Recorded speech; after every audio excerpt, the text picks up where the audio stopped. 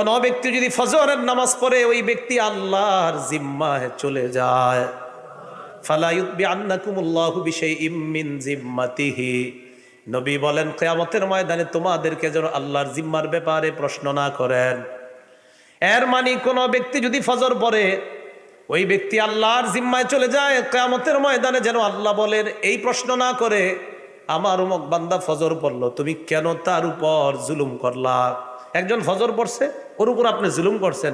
কিয়ামতের মাঠে আল্লাহ আপনাকে জিজ্ঞাসা করবে, আচ্ছা আমার যে বান্দা ফজর পড়লো ওর উপর তুমি কেমনে জুলুম করলা? সে না আমার জিম্মায় ছিল, তুমি তার উপরে জুলুম করেছো, অথচ আমার বান্দা ফজর পড়ছে, ফজর পরের পর তুমি কেন জুলুম করলা? এই প্রশ্ন যেন তোমাদেরকে না করে।